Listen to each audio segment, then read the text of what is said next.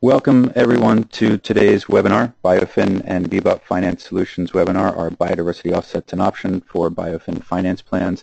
I just need to take a moment at the start of the call and bring on one of our panelists, so if you'll just bear with me.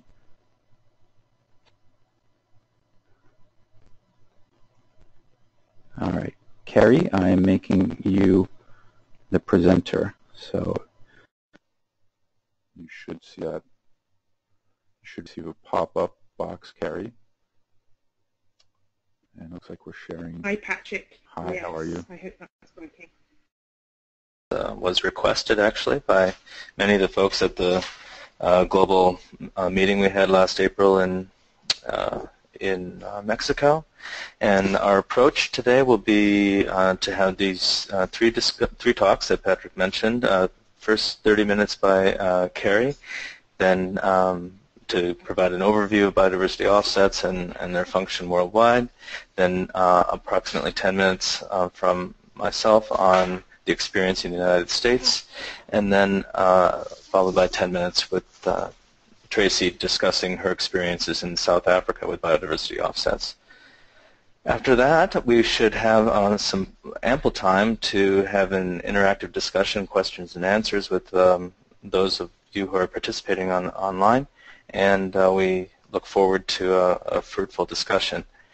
We'd like to encourage you, however, to, as Patrick mentioned, to either raise your hand or ask questions throughout the time that we have here today. We have an hour and a half, and so you don't need to hold them for the very end, particularly if they're pressing points of clarification on what's being presented.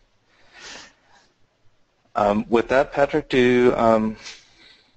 shall I pass it back to you, or shall we start with some introductions? I think we can, yeah, introductions, and then we'll just jump right in with Carrie. Carrie, if any extra applications are open, like Skype, make sure to close them, and for all of our presenters.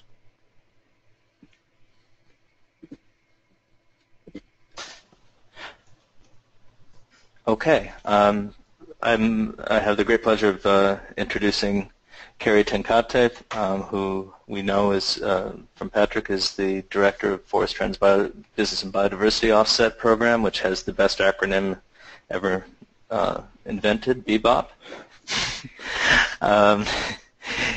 She also heads Forest Trends Biodiversity Initiative, advising governments, companies, and banks on planning for net positive impacts on biodiversity, which is, in fact, our topic today.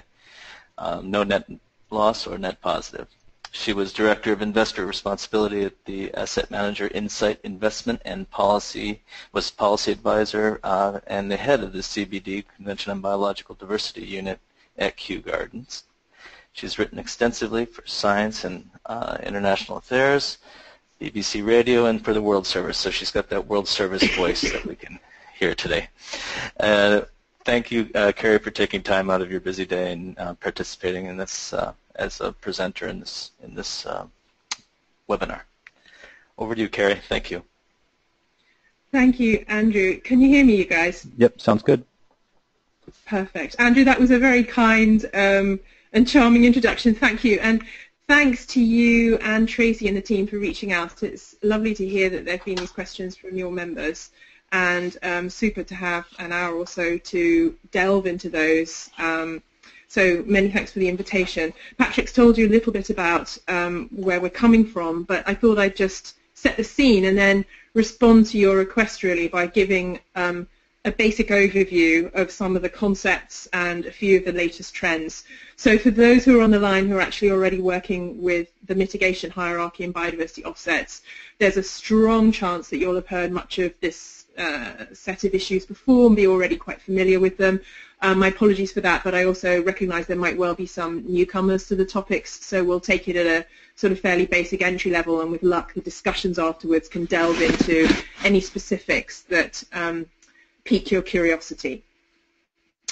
So as you know, the perspectives that I'm presenting from really come from two kinds, and Patrick and Andrew, you've mentioned them. One is BBOP, which you'll have gathered is a fairly big multi-stakeholder group, and it's international, and all these companies and government agencies and financial institutions and members of civil society, NGOs, have been working together now staggeringly for 12 years And what we've tried to do is to come up with some sort of international consensus on the key concepts. And in doing that, we've crafted some documents. The very first and kind of core thing we did was develop a set of principles, which are quite flexible, and we drew those from principles all around the world in the public and private sectors.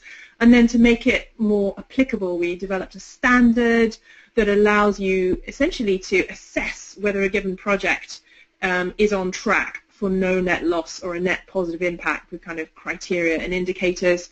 And behind that, as you can guess, there's a bunch of methodology, sort of how-to guidance on how you can follow the mitigation hierarchy and plan to get to no net loss or a net gain, how you can implement your mitigation measures, including offsets when that's underway, and how you can work with communities. So there's some resource papers and case studies and so on. So that's the one hand. We're a big multi-stakeholder international group. On the other hand, Forest Trends is, as well as providing with our colleagues at WCS, the Secretariat for BBOP, we're a member of BBOP, and alongside several other members of BBOP, we offer advice to all sorts of people who are tackling the mitigation hierarchy and planning for no net loss. So, for example, often through the good offices of GEF and the UNDP, at Forest Trends we're offering advice to various governments. There's a few examples up here, Sabah and Peru and PNG, to guide them as they do their national or state level planning for their systems that they want to put in place to achieve no net loss or a net gain of biodiversity, and also helping companies with their projects and doing some training. So the things I'm going to say now really come from the experience of doing that. And I'll just add a little rider that for 3 years I was lucky enough to join colleagues to sit on a body in the United Kingdom called the Natural Capital Committee, and there we looked at natural capital accounting. And so I'll draw a little bit on that too, and I don't know whether this is in your minds. I'll be interesting to hear, Andrew, what everyone has in their minds, but maybe we'll get a chance to explore some of the linkages between biodiversity ecosystem services and natural capital accounting later. Okay, so here goes. I should just mention I'm speaking in my personal capacity today. I'm not trying to represent all the different members of BBOP, nor speaking for the UK government or the members of the Natural Capital Committee. So what I thought we'd do is just set this out in 3 buckets, as our friends in the mining and oil and gas sectors like to call it. So the first bucket will be just some key concepts. What are the drivers? Why are we seeing more of this type of approach? And what are some of the key trends and developments? Then I'll just give a couple of examples that show the different levels at which this is done, at the project level and at the sort of national or regional system level, and then maybe draw a few conclusions from that. So the mitigation hierarchy is really the guiding frame. It's a sequence of steps. You're probably quite familiar with graphs like this, but let me just set out the stall here. The yellow bar below the x-axis is a predicted impact. Imagine you're planning a project. It could be a road, it could be a harbour development, it could be a mine, whatever. And it's likely to have, excuse me, a negative impact on biodiversity. Now you can take steps here to avoid impact. Perhaps you might route a pipeline so that it doesn't go through a high conservation value area. In the construction of your and running of your operation, you can take all sorts of different measures to minimize the impacts on biodiversity. Once you've had some impacts, you can restore in the areas that were affected by your activities. But even if you do a fabulous job of avoidance, minimization, and restoration, the chances are there's a residual impact on biodiversity that's left over, and the job of biodiversity offsets as a last resort, a last step, is to tackle that residual impact with a view to getting you to no net loss, which is this notional axis here, or preferably to have a net gain and put you in a better position with regard to biodiversity than you were in before. And this is talking about the footprint you have and tackling the biodiversity you affected, but you can also undertake some additional conservation actions, perhaps on other types of biodiversity. So that's the story. That's basically the mitigation hierarchy. Now, at BBOP, I mentioned that all of us came together and defined some principles, and we thought it would be helpful to come up with a definition of biodiversity offsets. They're understood in different ways, and here's the BBOP one. Essentially, what you're doing is you're creating measurable conservation outcomes. And those come about because of actions that you've taken to compensate for impacts, specifically the residual impacts that are left over after you've taken appropriate measures to avoid and minimize and restore, as I just said. And the objective, the goal here, is to achieve no net loss, or preferably a net gain of biodiversity on the ground. And biodiversity is clearly defined in the Convention on Biological Diversity, but just to make it clear in lay terms to people, we're talking about species composition and habitat and ecosystem function. And importantly, we're definitely talking about the socioeconomic and cultural uses of biodiversity of people. We need to get to no net loss of those as well. So really, you've got a scale from the bad old days when there was kind of a deal where projects would be good for GDP and they create economic growth and social benefits. That's fantastic, but they would leave a purported environmental impact. And the trouble is that cumulatively over time, that's been one of the principal contributors to the dreadful loss of biodiversity that we've experienced in the last decades. So in the old days, perhaps there would be no compensation because the social bargain was you could just go ahead and have those economic and social benefits, and the price to pay for those was the environmental loss. Now we're in this world where we're aiming for a net positive, sort of like triple bottom line accounting, if you like. And there's a sliding scale. So there might be some gesture towards conservation, a good investment in some activities, but perhaps they might not be quantified to properly balance the footprint. Or they might take care of only some of the impacts on some of the key species affected, perhaps, not on the whole suite of biodiversity components affected by a project. But spectrum, you get to that's really what's established, as you'll see shortly, in some of the recent standards and laws, whether that's the recent World Bank safeguards, whether it's the IFC's Performance Standard 6 or the BBOP standard. I won't run through these principles now. I'd rather talk to you about other things, but they are the heart and soul of the BBOP program. They, we think, define good practice. They're quite flexible, allowing you to apply them to all sorts of different settings and contexts. And why are we seeing more interest around the world in this topic of no net loss and net gain, sometimes referred to as a net positive impact, and increasing interest in biodiversity offsets? Well, I think there are four main drivers. The first one is that there's more law and policy requiring this in various countries. I know we're going to hear about the United States in a while. In fact, that was one of the first countries to tackle this, possibly 30 years ago or more.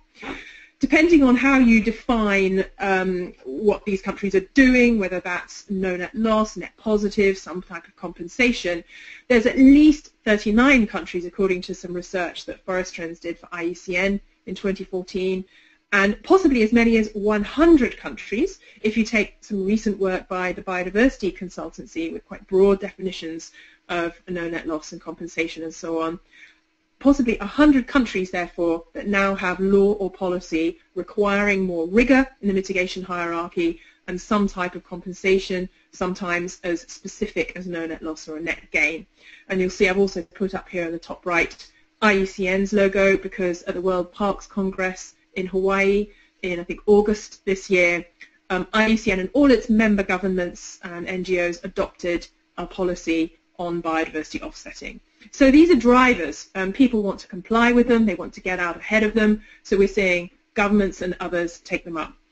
And in the private sector, even if you're in one of the countries that does not yet have a legal requirement to do this, if you are an operator who wants to go to a financial institution such as the IFC or the, I think it's 87 members of the Equator Principles Association, for project finance for your mine or your road or your railway or whatever, then you are obliged to live by their environmental safeguards, and that includes a requirement for no net loss where feasible, when there's a loss of natural habitat, and a net gain where there's an impact on critical habitat. In addition to that, in the land of sort of voluntary best practice, there are a number of companies that have made commitments, whether for individual projects or at the group level, to take on no net loss. And judging by some recent studies, we think there's at least 40 largish multinational companies with no net loss or related commitments. And I've talked mostly about companies whose main impacts are through their direct footprint because they're converting habitat through their operations. But there's a suite of companies who are looking at their impact on biodiversity through their supply chains, people more in agriculture and forestry. And they've come together in the Consumer Goods Forum, and there's about, I think, 50 chief executives who've made commitments to zero net deforestation, which is related to the entire no net loss of biodiversity. So there's quite a lot of corporate commitments and leadership there as well. And then the other thing I point out as a driver is that whilst this might have been all rather difficult and baffling in the past, how on earth do you do this?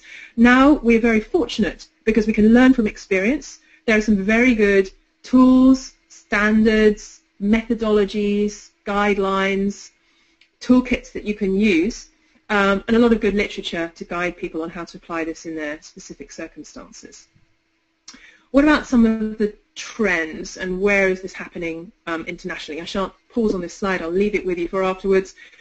But where this might have started in countries like the United States, to some degree in the EU and perhaps in Australia, now there's an awful lot of countries around the world, including many developing countries, as I mentioned a little earlier, working on this. And I just took stock a little bit of the BIOFIN membership, and we've had conversations that have already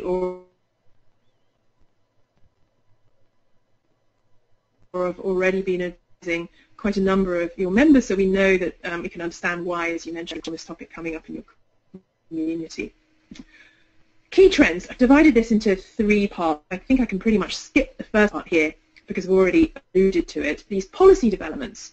So many developing countries introducing new laws on the mitigation hierarchy and no net loss, but also developed countries, even those who've already got laws, are kind of coming up with a second generation of laws. For example, France recently introduced some new laws, and the USA, as I mentioned, one of the sort of founding fathers of this, has also recently introduced policy in 2015. Australia, too, still working on it.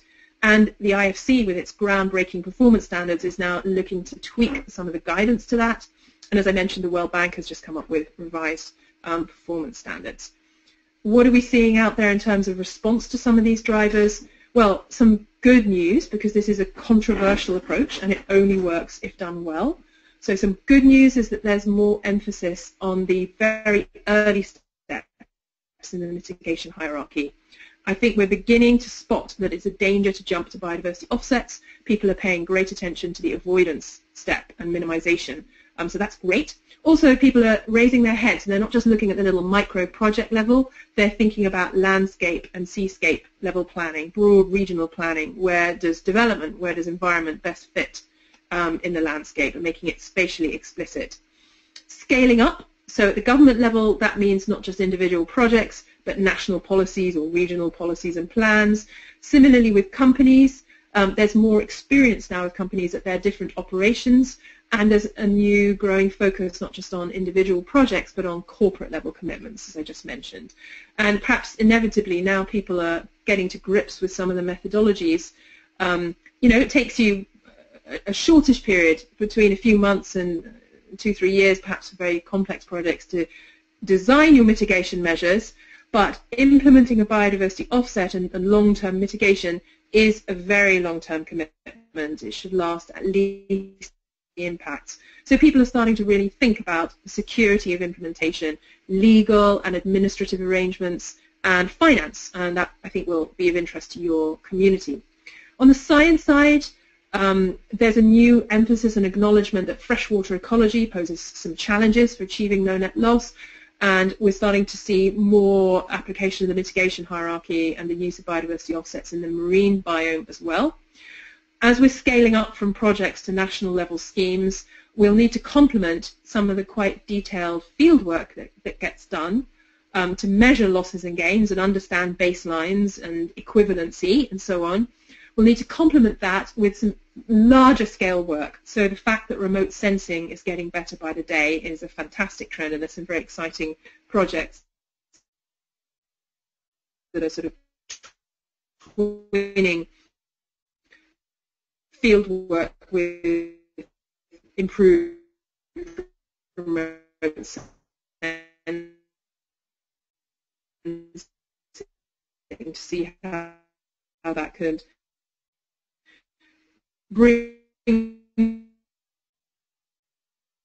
down transaction costs for running these systems. And then, of course, the topic today is no net loss of biodiversity. So please don't forget people who are thinking really in a community of practice about this at the moment. Carrie, this is opportunities Patrick. and challenges. I think I can be brief here, although they deserve a yes. We've had a couple little glitches where the audio has gone, at least for me, has gone robotic, and then it catches up, and we lost the last 30 seconds of that slide for you. Maybe you just want to, could you just retrace that? Yeah. So did you get, for example, implementation? Should I start from freshwater, or where should I go back to? Yeah, on the science part of it, I heard the freshwater part, and then after that, the remote sensing onwards, the issues there, if you could just restate. Okay, apologies everyone. There are always little glitches with these webinars because of connectivity and so on. I hope it'll work okay. Yeah, so I'll just wrap up on some of these key trends. I was mentioning that some of the science and the baseline work you need to do to underpin these methods is site-specific and involves work on the ground. And that can involve transaction costs. So it's exciting as we scale this up to more national and corporate level approaches that there's improvements in some of the remote sensing that we can couple with the field work. So that's a trend that is definitely going on at the moment. And then it's fine for us to think about biodiversity and net gain. It's in fact excellent. But in parallel, colleagues are working on carbon and water and poverty reduction. And of course, people want to bring this together to streamline and make it coherent, to plan for it in a given landscape. So that brings up questions of stacking and bundling and additionality and so on. So that's a theme. And I mentioned earlier natural capital accounting. How might we bring that together with no net loss and net gain approaches? How are we doing on sound, Patrick? Sounds good.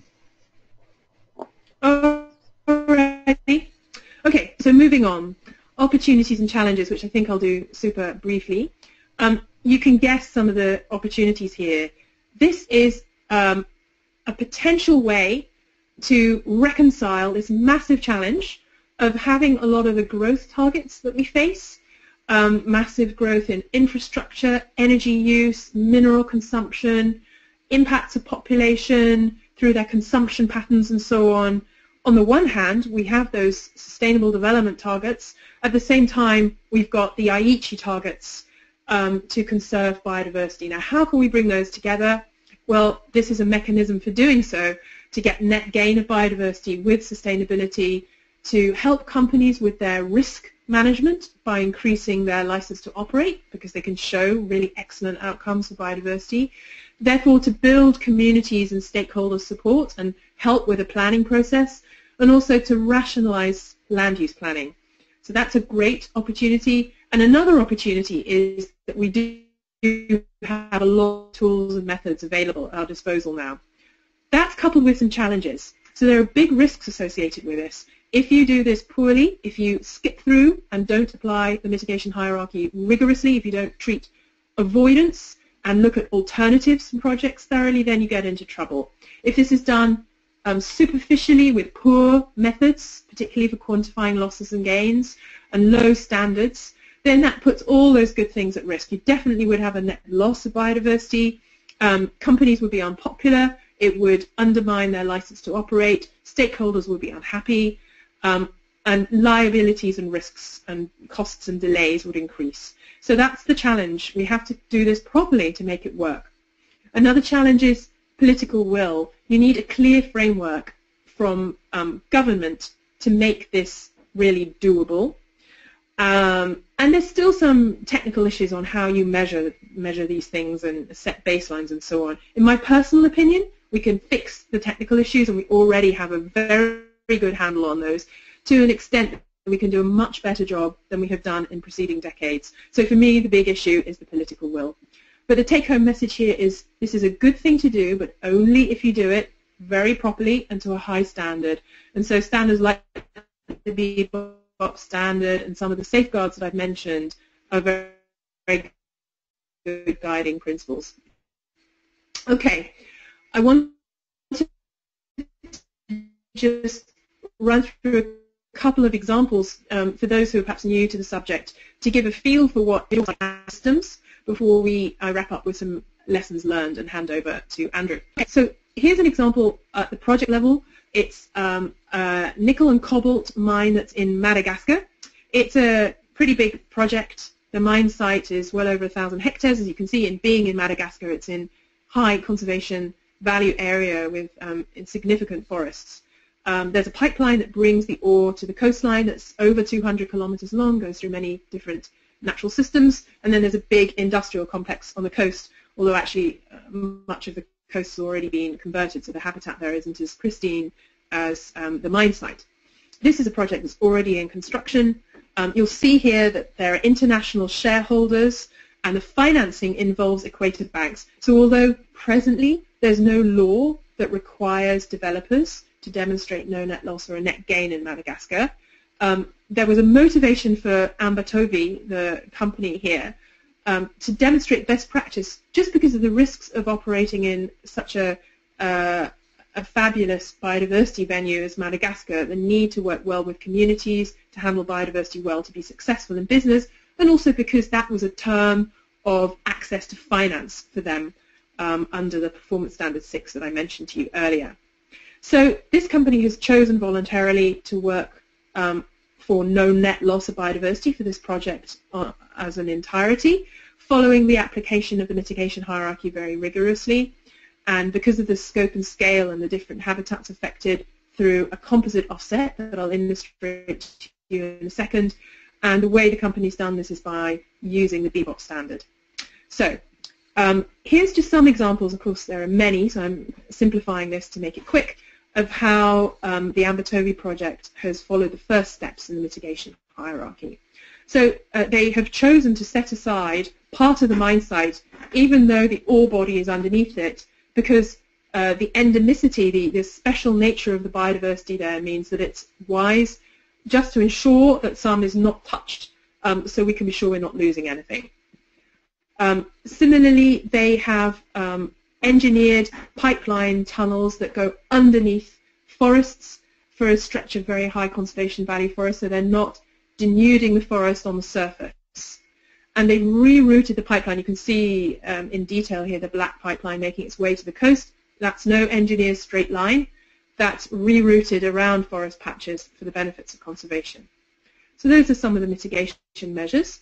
Also, on the mine site itself, they didn't just come in and clear the entirety in one go, but they did paced directional clearing in order partly to help the wildlife adjust and move out of areas that are being affected by all the noise and the habitat transformation involved in clearing areas for mining. Let's come now to the remaining steps of the mitigation hierarchy. So they've undertaken restoration on and around the mine site, and the pipeline is really making good the impacts of the project where they have been affected. In addition to that, they're undertaking extra conservation of the forest areas around the mine. You can see this pink area that's a little distance, about 70 kilometers from memory, from the mine site. That's very high conservation value forest. It's quite similar in kind to the forest at the mine site, and achieving protection of that would be a very good offset for the residual impacts of the project site. So that's included, and so is the involvement of local communities, creating jobs and offering them income from conservation activities. So there's a whole suite, we call it a composite offset, a whole suite of activities that tackle the residual impacts on all the different biodiversity components affected across this rather large project. So that's an example, rather hasty example, but you can find much more literature on this and other well-worked case studies on our BBOP website to show you how a company is working at a project level. So let's switch gear here now and think about systems. So I've just picked one here. Australia is one of the vanguard countries working on this, and different states and territories have approached this in similar but distinct ways. Let's take a look at Victoria. So the state government of Victoria realized they were losing native vegetation very fast for clearing, for agriculture and construction and so on. So they introduced a law requiring a permit before you clear native vegetation. And to assess whether you were granted that permit, the applicant had to follow the mitigation hierarchy of avoid, minimize, and offset. Those applications are assessed. If it's a relatively small impact, that's done fairly simply by a local planning authority. If it's a more significant project, the state government gets involved in it. You may well need offsets if you can't tackle those losses by avoiding and minimizing them. And the offsets can be generated either by the developer itself, perhaps on its own property. But if it can't deliver that, the developer can essentially pay for conservation to be undertaken somewhere similar by purchasing suitable credits, and the credits are not in kind to those affected by the project. So this introduces the concept of a credit, which is essentially a gain in biodiversity to an extent, ensuring that outcome for biodiversity, the measurable conservation outcome, is secure and permanent and tied to the land on the land title.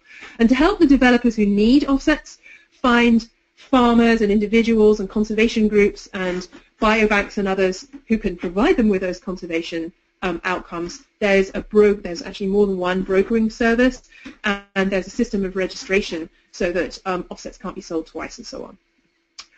So that's really the way it works. Buyers need offsets. Sellers could be anyone who can meet the standards that Victoria has established. There's a credit register and brokerage that allows this system to work for the state of Victoria.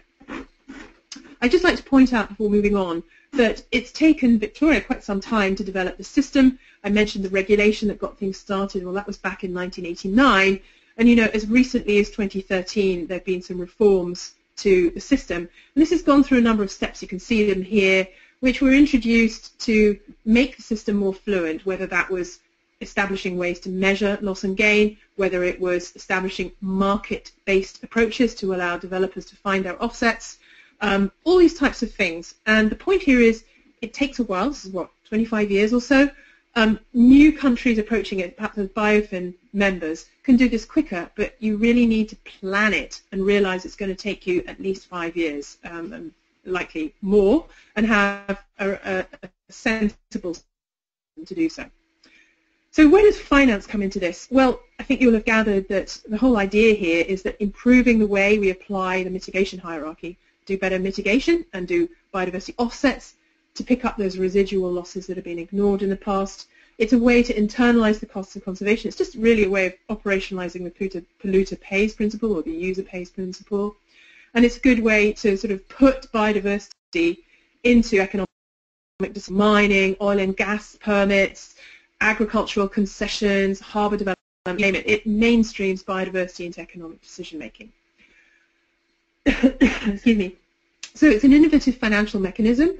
It should give us new and additional investment in conservation, but as I've stressed several times, this will only happen if it's done to a high standard. So what are the forms of finance? Well, one thing perhaps for BIOFIN to consider is that it's going to be important for governments to have some assistance, whether that's a grant or a loan, for the very initial stages, whether that's 2 to 5 years or so, as I've just mentioned, set up this national system. Once the systems are up and running, they can be done on a cost recovery basis. So the developers pay for their own offsets, and you can charge a small increment that's extra to cover the administration fees that's enough to run a tiny national system with a few staff and the brokerage, etc. Project finance, as I mentioned, project finance standards. Developers are complying with Performance Standard 6 and these loan conditions. It would be nice to see some investment in conservation banking so that we can reduce the time between project impacts and the delivery of the offset by actually having the conservation measures in place first. That's also a really good way to make systems work well, because it means that developers can find their offsets because they're already there and available to them essentially off the shelf. And then we need to ensure that these mitigation measures, including offsets, are safe for the long term, and that needs financial mechanisms such as conservation trust funds, performance bonds, and insurance. So I'll skip now to just the lessons learned and possible next steps before handing over. Well, you know, this can sound quite complex, and it is to some degree. Biodiversity is a very complex thing to measure and manage. And so this is a silly cartoon I put up, and I don't agree with it. The suggestion box is never closed. We don't know all the answers. But it makes a serious point, which is that we actually already know enough to do a far, far better job of getting to know net loss and a net gain of biodiversity than has been the case in the past. There are some tricky issues, but essentially we already know pretty much what we need to do, and we can refine that and improve it as we go. So it's really, as I mentioned, a question of political will. I mentioned all these great developments by 100 countries with laws and policies, lots of companies, financial institutions, and so on. Well, we've done some analysis of the challenges, the red bar in the middle. And if you look at what's needed, even if you just glance at the right-hand side, you'll see there's several things in common, and you can cluster them together. And essentially, there's a suite of things to improve governance. There's things that are all about establishing partnerships and training. There's some things about organizing the biodiversity and development data, spatially explicit data and research tools and so on. And there's things about building trust with the public by showing good results. Those are some of the sort of next steps that we need to accomplish. And here are lessons learned from looking around the world. We can do good mitigation. We can achieve no net loss and a net gain, and it works best when you tackle the entire mitigation hierarchy and you don't just jump to biodiversity offsets. That there's clear guidance. People will only invest in conservation for the long term if they have a motivation to do that. And for that they need clear guidance. Developers need to know what's expected of them and that they must plan for no net loss and so on. That avoids delays and liabilities. This involves a lot of collaboration between different ministries in government and different levels of government. So good coordination and clear roles and responsibilities is important. Some of the systems that have been in the vanguard here, when they slipped up and failed, it was largely because standards were left loose and there was inadequate monitoring and enforcement. So that's a key thing. We need to ensure that that's built into the design of new systems and that there's adequate budgetary provision for monitoring and enforcement. You can't be too prescriptive about this situation between, something in my backyard here in Hampshire in the UK and, an ecotourism lodge in Honolulu and an oil and gas pipeline across Central Asia. They're all very different. So rather than be prescriptive, it's good to have a principles-based approach. I've mentioned the BBOP principles and standards that are around to help with that. We need your expertise on the financial side, legal and financial instruments to secure long-term implementation. Proportionate approaches are great. If you build, a tiny house on a half-hectare plot, that's a whole lot different from a 1,000-hectare mine in pristine forest in Madagascar. So different scaled levels of science and methodologies help make that tractable. I mentioned the timeline. I showed you that timeline for Victoria. If you look at the United States, all sorts of other places, Europe, it's taken a long time to learn from first steps.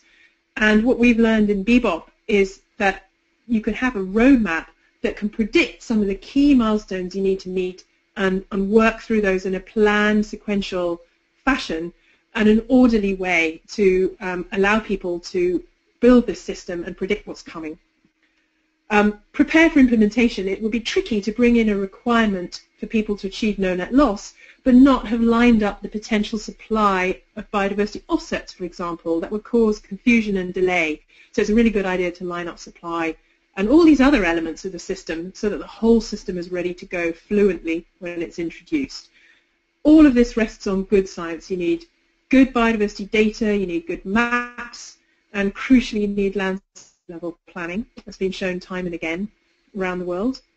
And you need good metrics. If you measure the wrong stuff and you have facile, trivial metrics that don't really capture the biodiversity that's lost and gained, if you can't deal with additionality, then you will not get no net loss. You will be sanctioning a loss of biodiversity.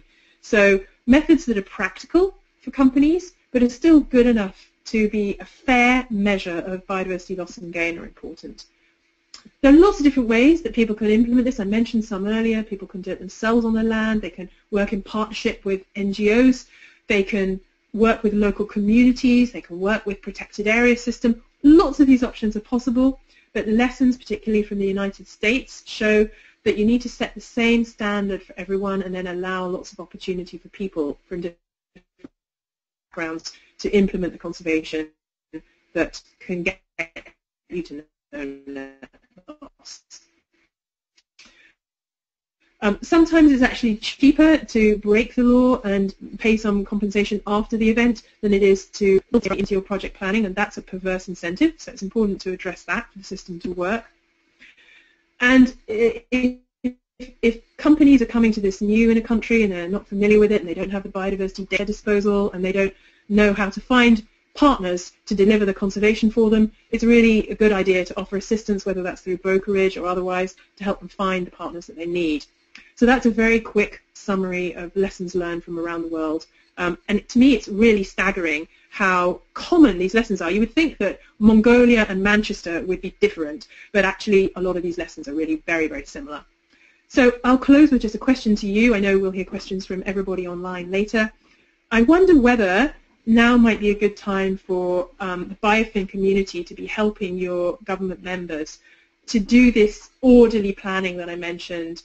Experience has shown around the world is a good way to get to no net loss and a net gain. And at BBOP recently, we've produced a draft roadmap which has really drawn on all these different experiences around the world and tried to come up with an orderly approach. It's still a draft tool. We'd love your help refining it and applying it. So I just wondered whether that might be useful. And I've laid out the content here. I won't run through it now. But it's sort of a blueprint that people can take and apply to their own circumstances to do that planning over a few years' time. So I'll leave it there. I sincerely hope the audio's been okay and that I haven't run over time. I'm very much looking forward to hearing the next two speakers and to getting involved in a discussion with all of you. Thank you very much. Great. Thanks, Carrie. The audio has held up. There's a few little glitchy points, but not enough to ask you to backtrack. There have been a couple other glitches, and let me just say that I received one or two emails saying that people only had a white screen showing, and I sent them a link to try and give it another try, and it seemed to work for them. And I just sent that to the entire audience. I didn't want to jump in on Carrie's presentation. I assume other people have been seeing the presentation since others haven't reached out, but there has been two or three people. So look in the questions module. Everyone should see a link. That's only if you haven't seen any of the presentations so far. The other thing I'd like to hit is that I should have said this at the top of the call. This was originally intended as a 90-minute presentation, including the questions and answers. It might have gone out in the email, the registration, saying it was 60 minutes. That was my mistake. We typically do 60-minute webinars at BBOP, and I might not have spotted that it still said 60 minutes. So we're not dramatically behind or anything, but we still have two presentations and then the Q&A. So the whole thing is meant to be 90 minutes. So hopefully you can hang on if you're only planning for 60 minutes. Andrew, I'm going to make you the presenter now. Pass the baton, as it were. And let's see here.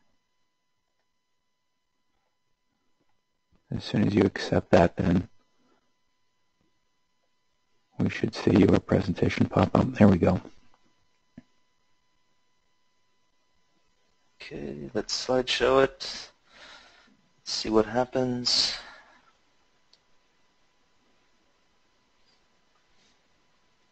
I'm going to minimize this one, or try to. Which one do I want? I don't want to quit. Do you want to get rid of the control modules? I thought, but I'll just... There's a little white arrow on a red-orange background. If you click that, that should compress the whole. Ah, there we go. Wonderful. Thank you. Mm-hmm. Okay, Patrick, thank you. And Carrie, that was wonderful on the wealth of experience that you have in BBOP on biodiversity offsets. My task was, as assigned, was to give a brief look at the policy environment in the United States and the experience with biodiversity offsets. It was in part because it was one of the earlier pieces of legislation that looked at offsets in general, and so it maybe provides some historic perspective. I'm only to go about 10 minutes, and as a result I have only about 5 slides, and I think I should be able to take care of that time limit without too much difficulty. So I should probably introduce myself. For those who don't know me, I'm one of the senior technical advisors. My name's Andy Seidel. I'm responsible to Malaysia, Indonesia, Fiji, Belize, and Brazil now. And I've been part of the BIOFIN for about 1.5 years. I'm also used to be at IUCN head of the Global Economics Program, and I'm also professor of environmental economics at Colorado State University. So a couple of hats. Pleased to be here. So off we go. So a little bit on federal policy and biodiversity offsets. Shall we move? Okay, doesn't want to go down.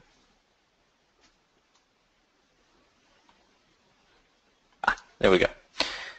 Okay, so for in the United States, the original legislation that facilitated or enabled biodiversity offsets was under the Clean Water Act back in 1970. Now, clearly, 1970 predates the concept of ecosystem services, of non-market valuation, and so it had to evolve substantially since that time, and also the types of offsets that were possible to be actually conceived of back in the 70s were much different than they are today. The federal policy follows the mitigation hierarchy, as Carrie pointed out. In the legislation for the U.S., it's called the mitigation sequencing, or sequence, and as opposed to hierarchy. It is a no net loss policy. And the idea is to avoid unavoidable impacts from authorized discharges, and that those must be compensated. So you first must be permitted to discharge or to harm the environment, to pollute, and against that permit you have to compensate. So it's not that these are illegal discharges or could be unanticipated, but essentially the development is supposed to have authorized discharge before it begins to operate. Within the federal legislation, the U.S. calls offsets compensatory mitigation among the potential compensatory policies that could be used. And they define compensatory mitigation as referring to restoration, establishment, enhancement, or in certain circumstances, preservation of wetlands, streams, or other aquatic resources for the purpose of offsetting unavoidable adverse impacts. So that looks at the 4 different types of alternative methods to compensate, right? Restoration, establish, enhancement, and preservation, all of which were reviewed by Carrie in the last talk. In the United States, this legislation is managed by the Army Corps of Engineers, which sounds rather foreboding, but it's really not. It's a group of civil and now environmental engineers who look at public and private projects and the environmental impact of those projects from a sort of 10,000-foot level. It is also possible that this legislation is implemented or managed by an approved agency, and that would be at a more local scale. And when we think about things like monitoring and enforcement, or how to facilitate an appropriate market exchange, a national scale is probably too large to do an efficient job of that. So having a more localized approach, but not too local, so we don't have problems with thin markets, would seem to be appropriate. In terms of mechanisms, and this is probably where we have a little bit more to contribute here than on top of what Carrie was already discussing, there are 3 different categories that are mentioned. I'll talk about the first and the third first, and then the more, I guess, innovative one is the second one. So the first one is permittee responsible mitigation, and this is what we would typically think of and traditionally think of, where a developer of some kind would be responsible for their own mitigation, for their own offsetting. And so at least in places like, say, Central Florida, where you've got Disney Corporation, they are a large user of land in an area that has lots of wetlands, and if they feel like they need to expand, they can't exactly expand in Georgia. They have to expand next to proximal to their current operation. If they're going to do that, then they need to run through, work through the mitigation hierarchy, and when they get to offsets, then the Corps of Engineers would help them to figure out what would be a like-for-like mitigation plan. And defining like-for-like is creates a lot of consternation, right? Does it have to be same sort of wetland? Does it have to be in the same location, nearby location? And actually, Carrie mentioned some of this already. So, permittee responsible litigation is where the responsibility remains with the developer themselves. Traditional way of going about it. In lieu fee mitigation is where the developer or the operation or company that's doing the polluting pays to a third party the fee that the Corps of Engineers or other agency establishes is the appropriate amount. The benefit of that is that that third party can then combine fees from a number of development operations and scale the level of investment in offsets to an appropriate level for habitat to be properly managed. That is, if we put together a number of small developments into one larger pool of funds, then we're more likely to preserve or protect or enhance habitat at a level that is ecologically appropriate. It avoids this problem of having many small projects where the costs of enforcement and the actual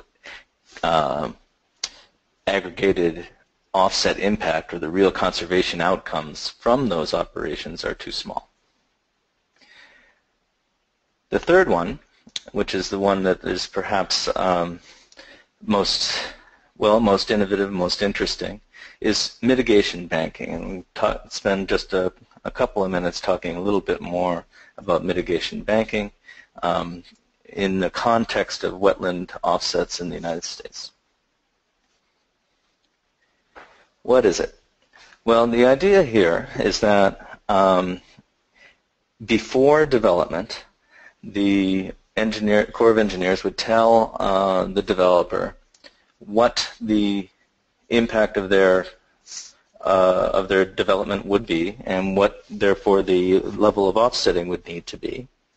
And the developer can go to a mitigation bank and purchase credits against that debt, I guess we could call it, or against that charge. And they would do that in a way that would minimize or actually create no net loss through the credit purchase. And it's a way that third-party users can both supply and demand or buy and sell credits toward offsetting. So this originally started as mitigation banking for wetland credits back when we didn't really have a lot of valuation work going on, and when it was let's say, a bit less sophisticated. This evolved into conservation banks, which took more into account the actual values, the natural capital values of habitat, particularly for endangered species, and created the possibility of endangered wildlife habitat credits. When we start with wetland or conservation banks, then they can be privately or publicly owned, and the prices are a negotiated price that would be something like a market mechanism. And this is why we have to be appropriately scaled to make sure that that functions as efficiently as possible. When we have thin markets on either side, the buyer's or the seller's side, then we have too much friction or too much cost in actually using a market-based approach. under wetland mitigation systems, the credits are usually calculated by the area of the wetland loss, so by physical area, or the length of the waterway loss. And you can see that that would be perhaps a less sophisticated way than we would envisage now, where we could look at actual ecosystem service values that are being created or lost, and what those would be, what it would take to restore those. So it's not about loss, but about what it would cost for restoration itself.